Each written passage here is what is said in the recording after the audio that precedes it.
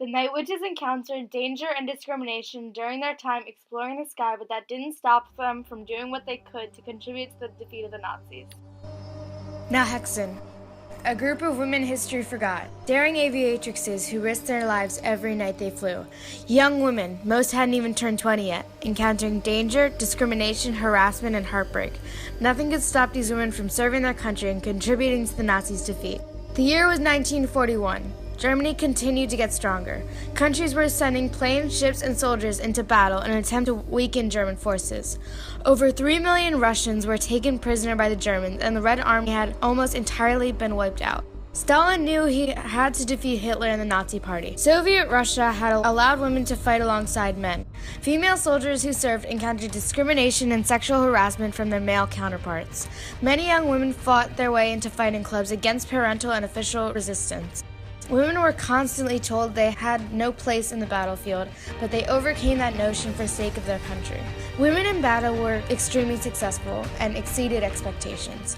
By one estimate, 800,000 women served in the Red Army during World War II. They filled traditionally female duties such as cooking and aid, as well as combat roles, which at the time were extraordinarily rare. Women in this war were proven to endure stress and wintry conditions better than men, allowing them to be more successful in combat roles.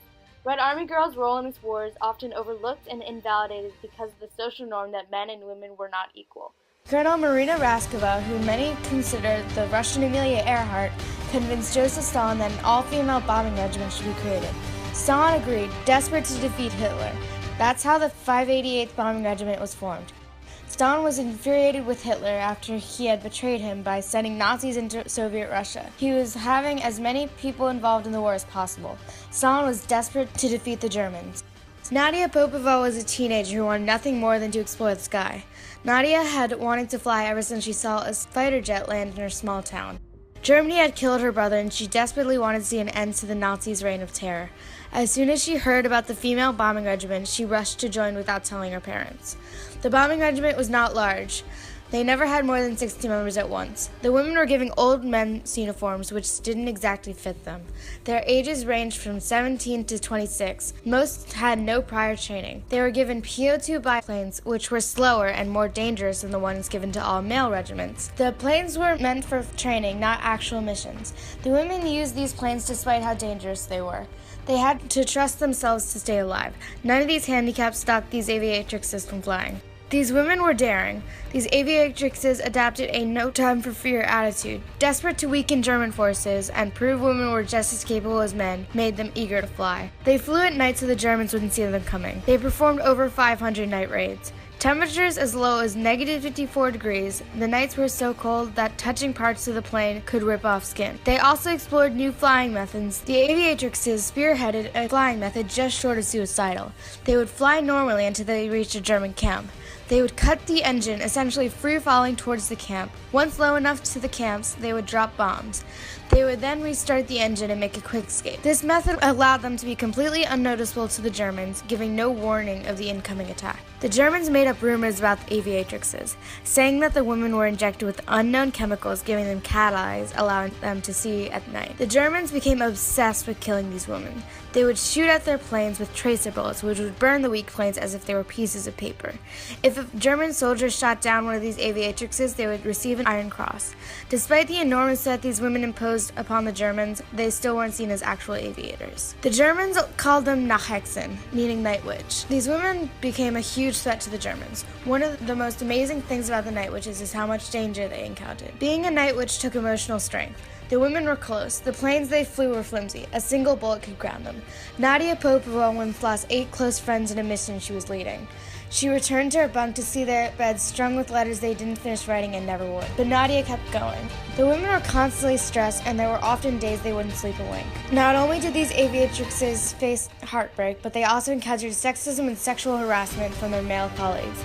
Despite their success, the night witches were still not taken seriously purely because they were women. The men saw them as a feminist sideshow. Germans found the idea of women in war so disgusting that they would execute women who were captured. Germans absolutely despised the idea of women in war. Nazis view women as inferior and believe they shouldn't be allowed in battle, let alone to be allowed to fight alongside men. A concentration camp named Ravensbrück held exclusively women. It wasn't just prisoners of war. The camp was inhabited by social outcasts, gypsies, resistant fighters, Jehovah's Witnesses, political enemies, prostitutes, the sick, the disabled, and the mad. They came from more than 20 countries, including Hungary, France, Holland, and the Soviet Union. The women in these camps were labor slaves, forced to make equipment for German soldiers. This camp also used the women as guinea pigs. They conducted experiments where they cut open women's legs, inserted grass or dirt, and then left it untreated. The experiments proved nothing, but the camp kept quiet on the barbaric events that occurred. The International Committee of the Red Cross were aware of what was happening in these camps, but they did nothing to stop the horrific and inhumane treatment.